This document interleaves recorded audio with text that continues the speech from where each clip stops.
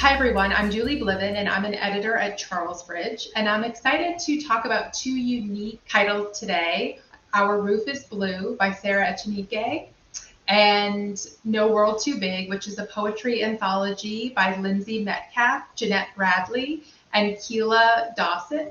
This is a unique opportunity because both books speak to the relevance of climate change across our globe, but in very unique and different ways. We're lucky to have this conversation today because both titles are really inspiring us to better understand the issue of climate change at an early age and frankly at every age. I was lucky enough to edit Our Roof is Blue by Sara Echenique. This is a gorgeous picture book. I was drawn to the fluid, skillful writing and powerful story of resilience in the face of a natural disaster.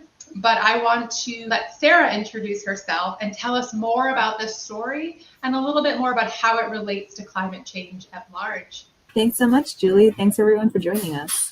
So I'm Sara Echenique. I'm originally from Puerto Rico, and I'm currently based in South Florida with my 3 kids, my spouse, and our rescue dog, Luna, who you might hear in the background sometimes. Our Roof is Blue is my debut picture book. It's set in Puerto Rico right before an intense hurricane. In my mind, I was writing it right after Hurricane Maria, where we see Antonio, who crafts these incredible stories for his big sister every night. We follow the siblings as the storm hits and they huddle for safety with their family. And like a lot of homes in Puerto Rico during Hurricane Maria, they lose their roof and they have to use a temporary blue tarp. Antonio, the storyteller, stops speaking entirely after the storm. He and his sister incorporate the blue roof into their play. It and the light streaming through it are a deep sea ocean, or it's a parachute bringing them safely to the ground. And then together, they and their community create this new normal, including, fortunately, a new permanent roof. And in this new normal, he's finally able to speak again and tell his stories. So to me, this is not just a story about these siblings who endure a natural disaster. It's a book about the very real and very human impact of climate change. So I've included at the end back matter on climate change and what kids can do to fight it. And I hope that the book will provide a mirror for kids who have been through any sort of traumatic natural disaster. And unfortunately, we see this population growing daily. And also a window for those who have not and what they can do to feel empowered in the face of them.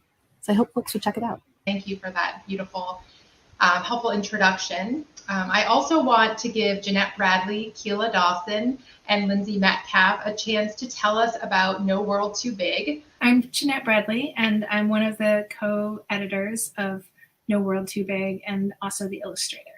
I'm Keila Dawson, and I write fiction and nonfiction picture books. I'm also one of the co-editors of No World Too Big. And before becoming a children's author, I was a community organizer and a teacher and an advocate for children with disabilities. I worked and lived in different states and also in the Philippines, Japan, and Egypt. And I'm a New Orleans native, which is relevant to climate change. And today I live in Cincinnati, Ohio. I'm Lindsay Metcalf.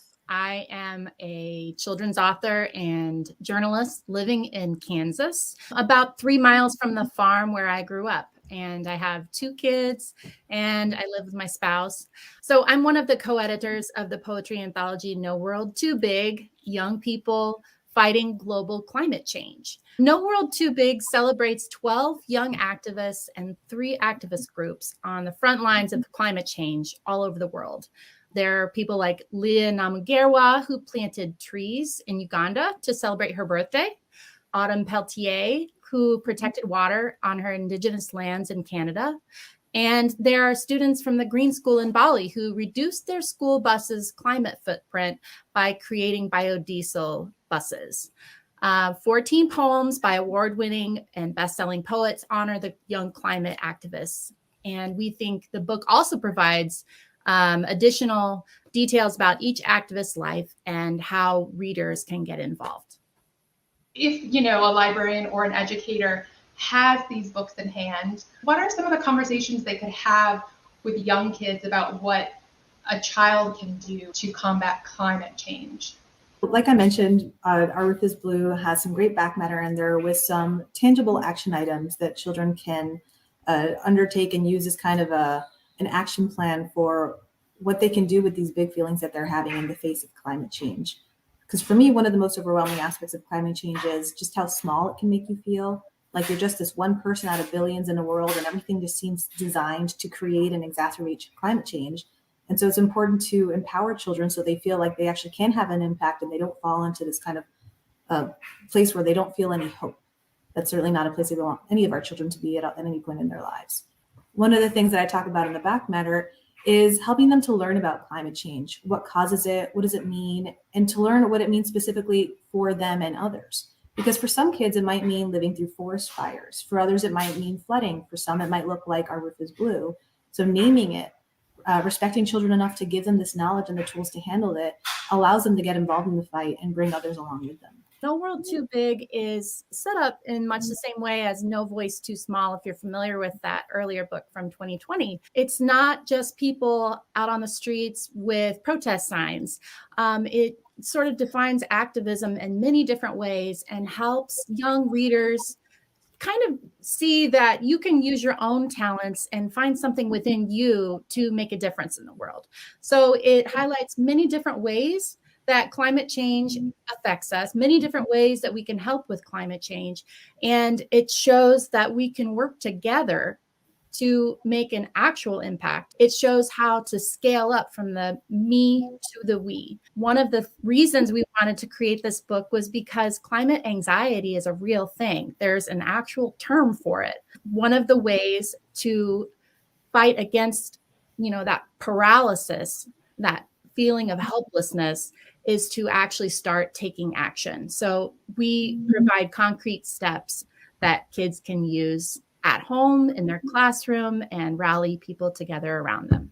The art style in No World Too Big and No Voice Too Small was actually inspired by the book design that Diane Early did. She used these fonts that looked like protest sign lettering, and it sparked this idea. I thought, well, what if the whole book looked like it was done on cardboard or some found paper or something? And so that's why I used this craft paper background to try to fit that aesthetic of looking like it's kind of a homemade sign or something.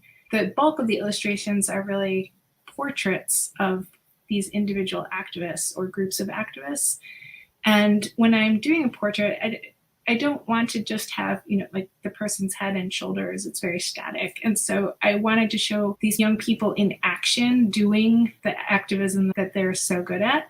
Some of these young people were easier to find photos of than others, since many of these people have been working on their activism for 8 or 10 years. It's easier to find current photos than it is to find ones from when they were a child.